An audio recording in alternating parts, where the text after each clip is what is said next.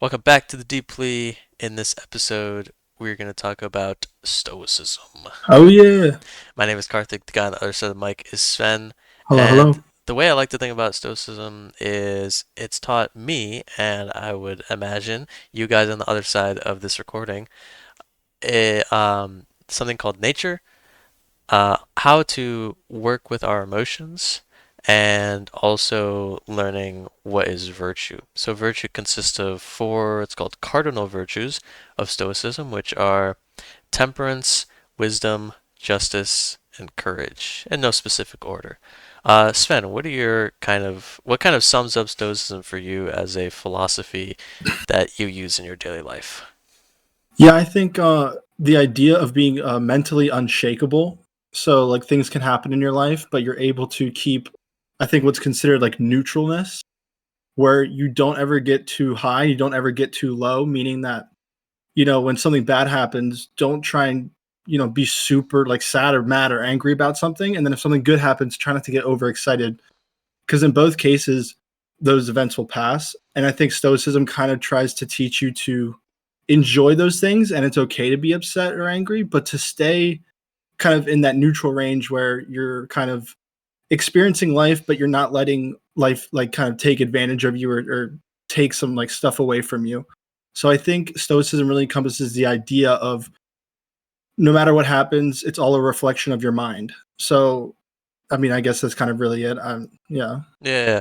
Uh, Something I like to think about is like you want to have your mind be like a castle, right? So Yeah. let's imagine I have this big castle and I have this diamond inside, right? So I have this, I have the moat, I have the kind of, this circle river with like the alligators, I have the bridges Yep. and everything. I have like the lever that pulls the bridge up, right? So I want to have all these precautions in order that when the heist movie, happens where someone is trying to steal that diamond that's from my castle, well, they ultimately fail and it doesn't become a movie, right? Right. But we see in whether it's today's modern world or even in the past, people did not have this type of fortification on their own minds, even though it was the only thing that they possessed that was different than the animals, right? Or Yeah. different than I guess, substandard, or just things that are below them in a sense, like Hmm. things that didn't have a rational mind. I mean, obviously, Yeah. some animals have certain parts of maybe thought or emotions or whatnot, but they don't Hmm. have the whole package. Right. So, this whole package is the only thing that we have, but people give it up or they don't protect it as well as they should. Yeah, and I think an interesting idea behind that too is the idea that you have like the primal brain, so like a very reactionary type of brain. So when something happens, you can either jump to being angry, jump to being happy. But Stoicism kind of becomes the idea that like you have the control over your primal instincts, so you're kind of able to keep yourself within those boundaries and not let things get the best of you. And I think that's kind of like what you're referring to, where a lot of animals, they couldn't be like, oh, like this animal tried to do this, but let me wait a little bit and think about a plan, and then do something later. It's either they react or they run. It's like a fight or flight. But we kind of live in this mindset where we can have fight or flight, and then this whole spectrum in between of how we want to, almost like mini complex scenarios of how we can deal with these things. It doesn't have to be one or the other. And I think Stoicism kind of allows you to see those options, because if you think too quickly, you just go in one way and you don't really think about things too much. This kind of goes back to the Alan Watts story. I'm not sure if I mentioned it before about like maybe. Have I mentioned that before? If not, I don't want to You repeat say it. baby? No, maybe the story of the Chinese farmer. Oh, I think you can repeat it. It's a good story. Yeah, so it's like just in a nutshell. I'm not going to recite the whole thing, but basically, this Chinese farmer, his son was riding a horse or something, and he fell off. He like broke his leg, and then the village crowd around said, "Oh no, that's such a shame," and he said, "Maybe." And then the next day, what was it? The military came Yeah, and they were like, military. "Oh, like we're trying to look for like able-bodied men to help fight and all this stuff." And then his son wasn't able to because he was injured. And then so everyone's like, "Oh, that's so great," and he said, "Maybe." And the idea is that because we have the foresight to know that things could be good or bad, that it may not be good or bad depending on the situation. Whereas the primal nature is going to say, "Oh, you broke your leg. That's horrible. That's bad." We have the ability to see, like, between the lines, to see above and beyond what may just be to some people black and white. And Stoicism, I think, invites you to see the whole spectrum in between the lines. Yes, I think in today's modern world, especially, the kind of primal instincts are being kind of squeezed out of us in a way that's like too, I don't know, it's squeezed out of us so much such that we can't even fathom what it means to be read between the lines, perhaps. Yeah, yeah. All right, so they get at whether that's instant gratification or I mean, that's the main one, so I'll stick with that. Whether it's instant Hmm. gratification or some other aspect of human psychology, when someone is really trying to squeeze everything out of you with regard to that, it's the Stoicism is a little bit of a balance to kind of understand with our rational mind, okay, is whatever this company, whatever practice they're engaging in onto me, is that beneficial for my mind and keeping it as sharp as it can be, as protected as it can be, and ultimately the mind is what makes a good individual a good contribution to society. Yeah. Yeah, I think that a good way to put it maybe is that you can view it as self-control, but Stoicism wants you to not take responsibility, but know why you're having that self-control. So someone can tell you and discipline you to do something, but Stoicism is going to tell you to have self-control, but for a reason that you should know that maybe you don't feel like a certain way now, that you will feel it, or maybe not, but you should feel it, or whatever it may be in the future. So it's kind of like having self-control, but knowing why. And then the more you practice stoicism, the more you actually will see the benefits from it. For example, like you said, self-control, instant gratification. If you delay gratification, let's just say, for example, I don't want to get too, I always go to neuroscience, but like your dopamine won't be a shot because you're not involving in dopamine action. So when something happens in your life that's just like seeing a friend or whatever, you're going to have much more enjoyment from doing that.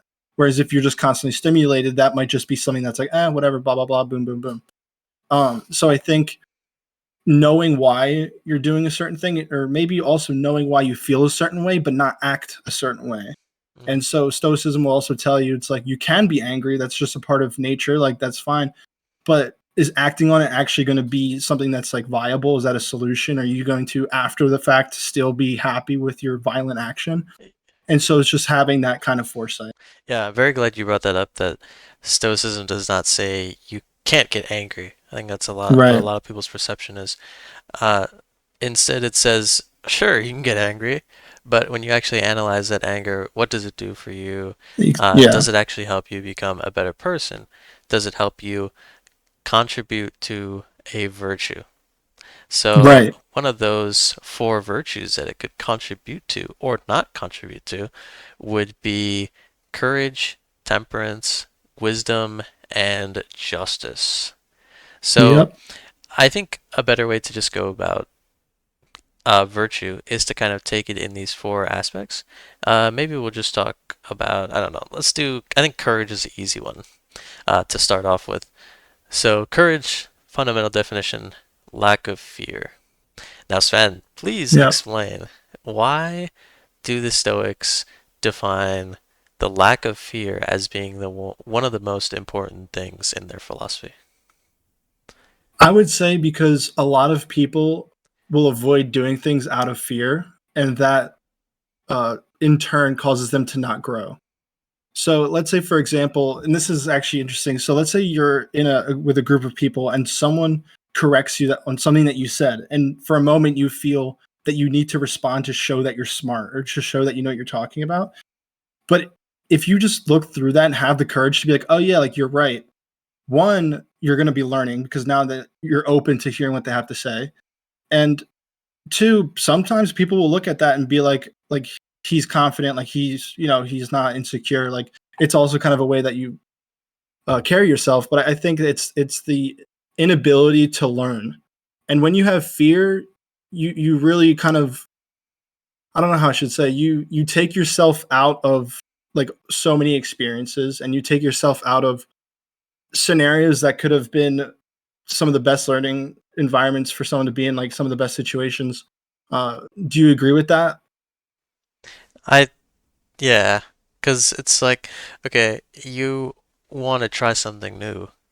but the opinion of others is greater than the opinion of yourself. Therefore, you don't. Right. You're more afraid of what people are going to think of you. Obviously, me and Sven are also afraid of what people, we're not perfect here, but Right. the idea is that, okay, these people who have no impact on your lives, no impact on who you're going to be, you know, they don't build your castle of your mind, basically, Right. is what I'm trying to say. So, what point is there in lowering the bridge for these types of people to walk in and to make a mess in this castle of ours? There is no point. So, another thing is that when we try new things, right?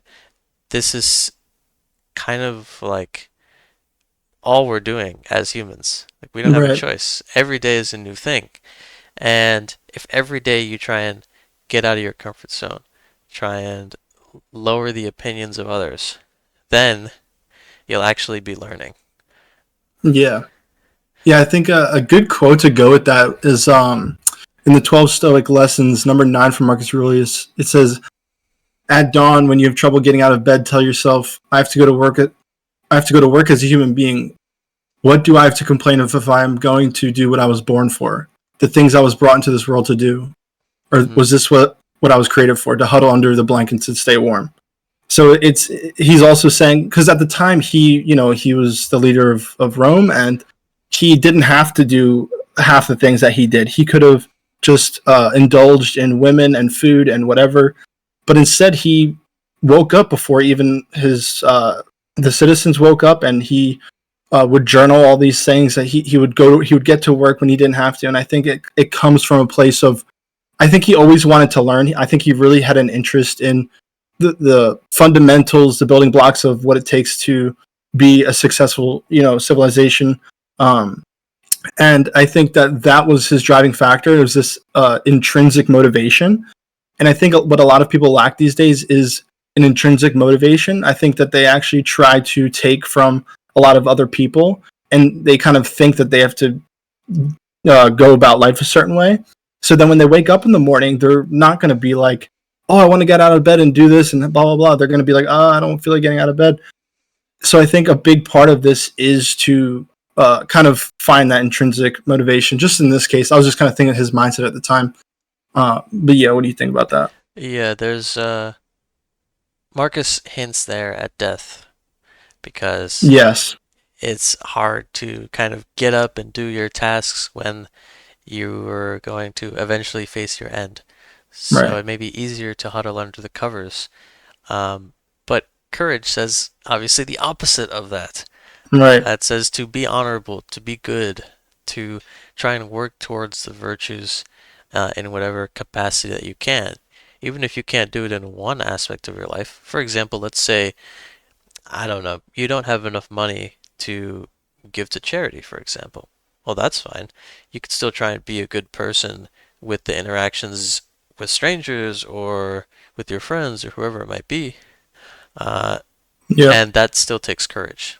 It's not Right. that, oh, you don't do this one thing, then, you failed in all aspects. No, it's that Right. you have all these different outputs or all these different outputs that you get to contribute to, Right.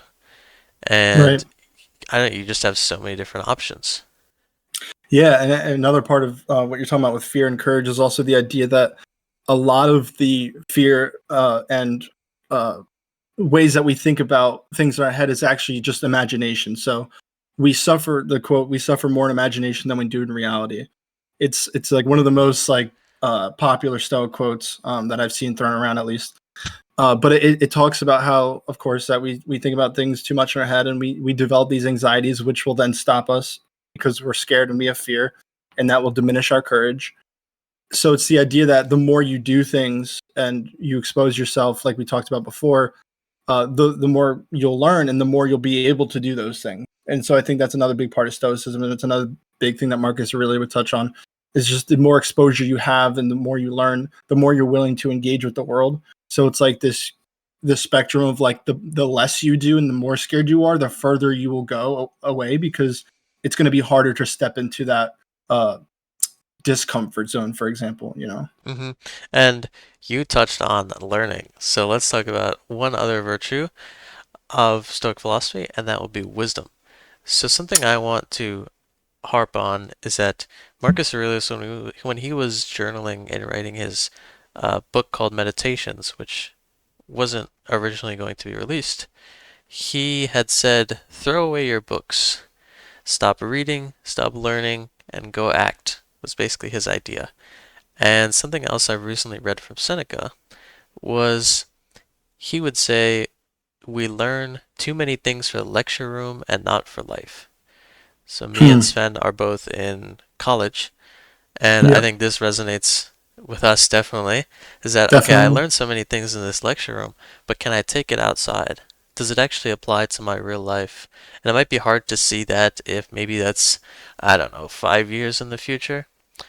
Right. But Stoicism gives you this practicality. It's not this, I like to say, pen and ink philosophy. I think that came from Ah, someone else, right? That we don't just write about it and say, oh, if I was in this situation, then I would act this perfect way. No, you're in a situation and you have the, rational choice. You have the ability to act to your best virtues and to let go of your vices. Sven, what do you have right. to say about wisdom? Yeah, I like the quote "excellence withers without an adversary" because, like you said, it doesn't touch on anything specific you should do. It's more so like a tool in which you can tap into, given any situation in your life, and you can try to apply that in like a practical way. If you're trying to get good at something, if you're trying to reach a certain point in life, you can take a lot of these teachings and you can. It's very malleable because you could say it's malleable or it's broad. It's a little bit of both, but I think it's very much teaching you about the ways that you can orient yourself in the real world. And I think a big part of that too is like for me, I'm in nursing school, and a lot of times I'm dealing with difficult people, and I have to always think in the back of my head, like, they're in the hospital, they're not in a place that they want to be. I can completely understand that. Whereas, if I didn't think that way, I could maybe get angry about it, and then now my day is messed up, or maybe whatever happens. But I'm applying this, based in my situation. This could also go for anybody working any job they come into, and they're dealing with difficult people. And in this case, the idea of excellence without an adversary is the idea that you will be a better communicator. For example, the more you have these adversities, and the more you have to deal with these types of people. And like I said, it goes for any skill. So I think it's definitely a philosophy that's not like you should do this specific action. It's more so like when this happens, think about it this way, that type of idea. hmm Use the wisdom that you've gained, hopefully, to Yeah. you know, have this further thought, this second layer, this third layer to understanding, okay, I feel this way, but why do I feel that way? And then Right. why do I feel that way? I don't know, like two Yeah. different layers. And also something else that Marcus Aurelius touched on was, let's say with regard to uh, Sven being a nurse, right? So if Sven goes into the hospital and he sees all these people that are sad, he shouldn't be like, "Oh, why are these people sad? I don't get it." Right. Marcus Aurelius had said, "You're gonna find people in the world every day who are sad, angry at you, uh, not in the mood, or Right. just are gonna be stupid." And you have to understand that this is the world that you live in. Not everybody is smart and virtuous and all this fun stuff.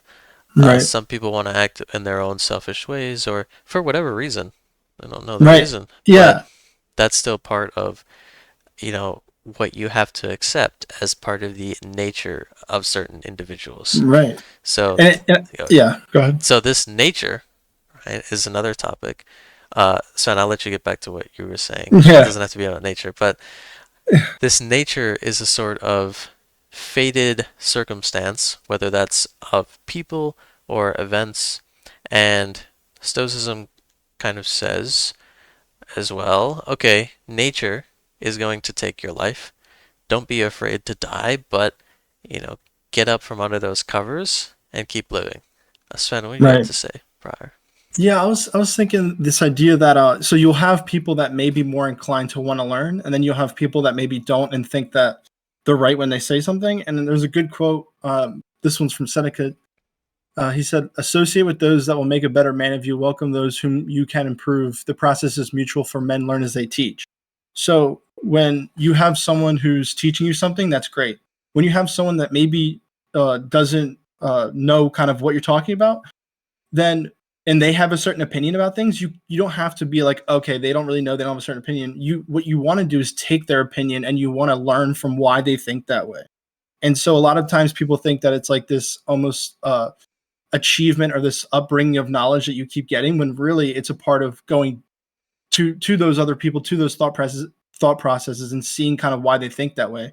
So I think learning on both of those ends is very important, because we were talking about learning, and that was just a quote that I had that I forgot to mention. But yeah. So, you may be thinking on the other side of this video, okay, I feel like I can think of all these ideas. What's the special thing about Stoicism? And, at least in my words, uh, there's like a certain way to. Obviously, there's different ways to think about the world.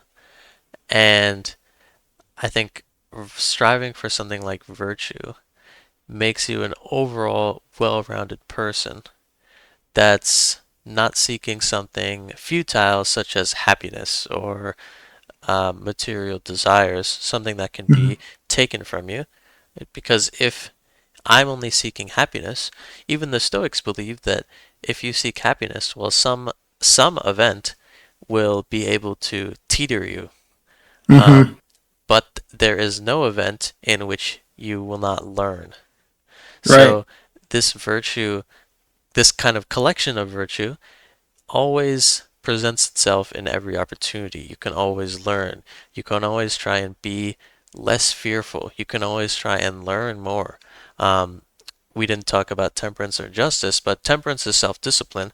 So you can always, I don't know, try and be more disciplined or uh, try and let certain events control you less. Try and have a kind of restraint or moderation.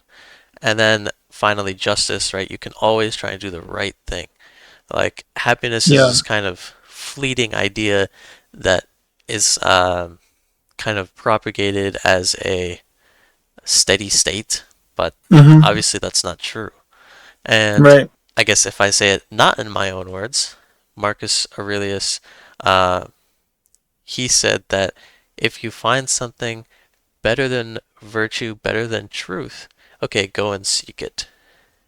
Right. So he thought that he actually didn't proclaim himself as a Stoic per se, but he proclaimed himself as a philosopher, and he thought that these virtues were the best use of his time, the best thing to kind of strive after, as Hmm. opposed to maybe happiness or building the biggest empire, getting the Right. most territories under his control. Uh, yeah, that's what I'd say. Sven, take it away. Yeah. I would say that I think that stoicism is timeless.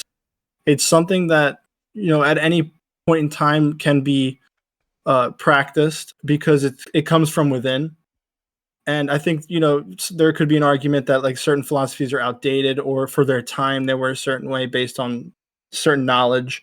But I think stoicism is very much timeless, because it's not about science, it's not about like so many different things that philosophy would play into. It's really just how you reflect on the world and using that to guide you and making a better man of yourself, or woman. Or I guess man could be used in terms of everyone, but it's timeless in the fact that it's all about you, and it's not going to be telling you to take a specific action. It's kind of something that you have to find, that you have to think is the right thing to do, based on, like you said, seeking virtue, seeking courage, because in that way you will grow as a human being. And in the end, there's many different ways that people want to view the kind of the meaning of life, but I think some people say, on the nicer end, it's to ease the suffering of others, and other people they just kind of think it's just to simply be alive. But I think we all live together and we're in a society and we bounce off each other. And if you step into this world of stoicism, I think you'll find that you make a better, like a big impact on people, in terms of not judging people, and in terms of being humble. And it's very rare, I think, in today's society to kind of witness that as like a common occurrence. I think a lot of people these days kind of get tied up in their minds. They get a little bit cloudy, and this happens to me and Karthik as well. Like we'll get tied up in our minds. We'll kind of sometimes not see the path forward if something happens, whatever it is. But we try and pull ourselves back to that. And stoicism is not something that you want to kind of look at and then kind of forget about it and then come back to it, because I guess you can do that, but it's best. I mean, it's best to always at least keep it in mind. I always like to keep the 12 Stoic lessons around and check it, even though I remember it off the top of my head. But just to remind myself, I think it's a really good way to live. My life has been so much better with it, but that's just me. I think we could end today with a quote from Seneca from letter, which letter is this? 95, on the usefulness of basic principles. A man may know that he should fight for his country, but fear will dissuade him. A man may know that he should sweat forth his last drop of energy on behalf of his friends, but luxury will forbid. A man may know that keeping a mistress is the worst kind of insult to his wife, but lust will drive him in the opposite direction. So this mind that Seneca, or this man that Seneca talks about, does not have his mind in a fortress. His mind is Right, in the open field, ready for anything to latch onto it, anything to take it. Oh, that's fine. This would be right, the same thing as we would never put the keys to our residence in the middle of the street, right. right? And say, "Here, take it," and just leave a little note that says, "This is the door it unlocks." But yet, because we don't see the how do I say, the castle of our mind, or perhaps in some ways we don't even begin to fortify it, well, then these keys might be anywhere. We don't even know where the keys are. And that's a very dangerous precept to kind of, I don't know, Right. depend on. Yeah, it's almost like control yourself or everything's going to control you. It's like Yeah. you gotta have that self control, because then temptation is going to guide you. Whatever it may be, it's going to get the better of you because you don't have anything kind of bigger than yourself, because you kind of put your self worth kind of low when you let that happen. So it also, I think, subconsciously you do get a really good sense of self from practicing this, because you realize that you're not easily like persuaded by people, that you're not easily conforming to whatever society might say is the right thing to do, because you have your own morals, you have your own values. But it is easy to get caught up in, especially in modern day, these types of behaviors. But yeah. All right. Thank you all for joining us Yeah. today on this episode. Thank you. Thank you. It was a pleasure. I The feel like more we could casual keep. I one. feel like we can keep going on and on about this. Yeah, Uh, if we could just casually talk like this, it could be like for hours. I mean, honestly. I want to sleep eventually. Yeah. All right. Thank you guys for watching. Take care. Yep. Thank you. See you.